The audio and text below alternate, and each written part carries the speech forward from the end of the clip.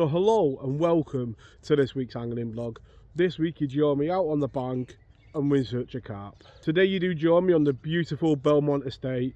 The rivers have just closed last weekend, and for me it's a time of year when I love the beauty that is in nature, the daffodils and the blossom that you can see on screen. But if you was going to ask me what my least favourite time of year is, it would be these couple of weeks after the rivers close, where we're on them still waters and they haven't yet woken up. When them rivers do close, for me they're in their prime. You're putting loads of bait in, the fish are hungry, you're catching loads of dace and chub, and of course Mr. Pike and perch. The river is at its best at that point for me, but when it closes it's almost like you're just waiting for the world around the rivers to come alive. So with that being said, today I've grabbed the bare minimum of tackle. You do join me on the banks of the Belmont estate on the Limb Anglers card. It's just a couple of hours on a Sunday afternoon where hopefully we can get one or two bites. So in this mix here we've got some of the Hinders breadcrumb and we've got some of the little gem pellets. I'm just going to add some of the booster liquid to it, which is aniseed, which, as you all know on the channel, I love me hemp and I love me aniseed as well. So what we've got here is a low feed mix. We've got maggots with us as well and a bit of corn. So the bread's low feed, there's a few pellets in it but not much feed content, and what that's going to add is smell and the cloud effect in the water, so you're getting everything that's going to draw them carp in, but when they get there there's very little food, just a lot of attraction. And that's kind of like the consistency that I want, you know, past wet, it's got that attractor in it as well. And yeah, when you put it in the water, hopefully it's just going to leave a little bit of a cloud like that. You can see there's plenty of little particles hanging in the water, lots of colour, but you've got that little patch of bait on the bottom. So let's get onto a couple of spots, let's get a bit of bait put in, and then we can walk around and just see if anything comes in. So the key with this type of fishing is obviously patience. I've put some bait down here, some of the maggots and that bread, and I've baited up a little spot over here. I do get a lot of questions about, have I got lake exclusives? No, I'm on a Limb Anglers water, but I've chose to come on a Sunday morning where everyone's kind of gone home. There's a couple of people on there gone home, there's a lad off there gone home, so I have got free rein of the small pools. Somebody might turn up, they might not. So what I'm going to do now, I'm going to pop a bit of bait on the middle pool and the far one, and we're going to concentrate on these three. So the first spot we've come to, we've got a nice little inlet there, plenty of movement, we've got cover. Be sure that if they are here, they will come into it. And you can see there, not putting loads of bait in, just a few handfuls of maggots, a few grains of corn, and that bread mix. It's more than enough to attract in. You can see here there's not a lot of colour in the pool, so we're going to know straight away by the bottom being turned up. So that's another spot baited up, and we're still not to make a cast. I've put the bait in the pools, I've come back to the first swim. I haven't seen any signs in any of the spots as I've walked back, so I've just dropped in here. I'm going to give it probably 10 minutes. I'm not going to put any more bait in because I know I've put enough in and I should see signs of the bottom coming up really. So I'm only going to give it 10 minutes and then I'm going to keep looking around the different spots, you know, sat for a little bit of time but remaining super active, because you know when the fish are there because you can actually see the water cloud up a bit. So I don't want to waste too much time when there could be fish on them other spots. So I've given it 20 minutes on each of them spots, and I kind of knew there was nothing there. You could see the bottom wasn't really getting pulled up. This is what I've been looking for. You see there, the carp have been ripping the bottom up, it's come to the top, and you can see all this area here is cloudy. So that is exactly what I've been looking for. You can see over there, the carp's just moved, so they're active, but they've definitely been on that bit of bait. So hopefully we can get the first carp of the day. So I don't know whether you can see down there, just dropped a few maggots right in the margin, and I keep seeing a yellow tail come up of a carp that's found the bait, literally just down there. We're a bit further out on here just because I thought it would be deeper water. It's quite a shallow pool, but if Mr. Carp can find it down there, then you can definitely find it just there. See there, loads of pinprick bubbles coming up around the float. So they've definitely found the bait. All the pools are different. Some of them you get mud coming up.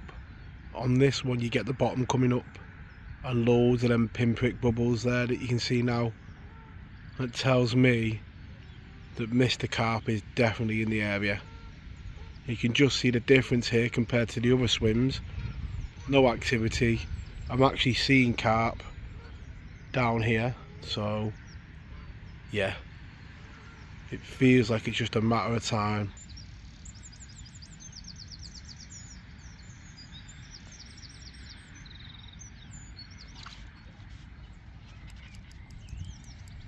There we go.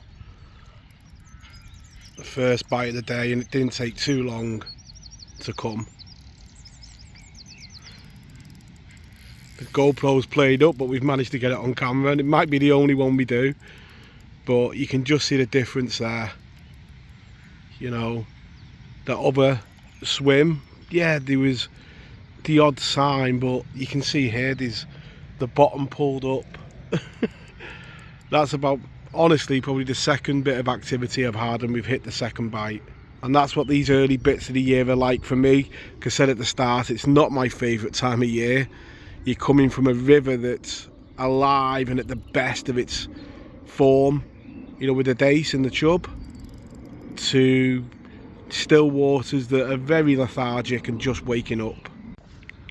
So this time of year can be a bit iffy, you know, for your next bite. It's not like in summer where, you know, they'll be moving around and they'll come in really quickly. So we've got that carp in the net, just fed the little nugget of that bread mash, and I'm just going to put a few maggots in. Just a few, not loads, just enough to attract and be ready for when we want to go back in. There we go, what a beautiful little common that is. Like I say, this time of year it's just about getting out, getting a bend in the rod for me. You know, the size of the fish is irrelevant. You know, we might get bigger fish during the day in the other pools if we're lucky, but to see that float go under and the bend in the rod is what it's all about. So Mr. Carp's gone back. Before we cast him, we'll have a quick look at the setup.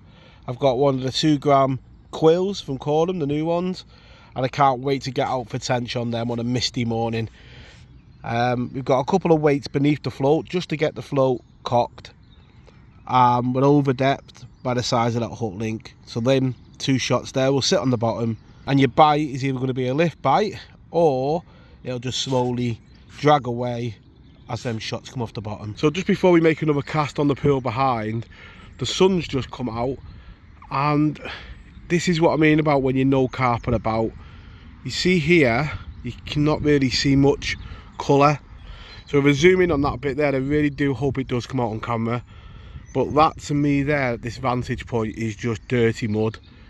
And you can see quite clearly there's a group of carp feeding there. So them carp feeding down there is literally too much of an opportunity to turn down. So I'm just going to feed a bit of the bread, some of the maggots here as well. I'm just going to feed them just off the edge here. We'll keep an eye on that spot because Mr. Carp is only about here. So yeah, you can keep an eye on this spot here. All our gear's up there where we just blogged Mr. Carp. So we can keep an eye from our vantage point at the top of the hill just on this bit here. So by resting that swim a little bit, we've gone back in and that float has buried straight away, and it is quite a pleasant day to be on the bank. You know, we've had a lot of rain recently and you can see the banks are quite muddy, but just sat here. One's the second carp of the short session. He's taking a bit of line. He definitely might be a bit bigger than the other one. I've been back to check the spot behind and there's nothing really showing on it at the moment, but that was a beautiful lift bite. And with the carp in the net, another little common, a little nugget of the bread just into the swim. 2 tiny little bits of bread, one a bit further out, one a bit closer in, so you've got a bit of an area. This swim here, I knew straight away did come onto that bait. I put a bit more in now. There's a few carp moving on the pool behind me, so we can go and have a look at that other spot we're baiting up. Let's get this lovely little carp straight back. One thing that is important is to travel light. Today we've got a bit of maggot, some of that bait. We've got everything we need in this box here, obviously the bread and a few more pellets. It's definitely going to form part of my barbel fishing and my carping this year. Just so dead easy to carry, got all your bits in. You can have them all at the side like that. We're back in. We're into the next one and he's screamed out the swim. And I guess this just shows the importance of, you know, you could have come today and had every intention of fishing that other pool, but being a bit more mobile and, you know, walking around the pools a little bit. You can see there he's got them dark colours of a winter carp. 3 carp in quick succession. So we're in the last swim of the day and there was no more bites forthcoming in the other swim. I'm deciding to spend the last probably 30 minutes in this swim. It is all or nothing, but I do know on this pool, if we do get a bite, it's going to be a better carp than what we had before. So we are in last chance saloon, we're right off the rod tip. And fingers crossed we can end with a slightly better carp.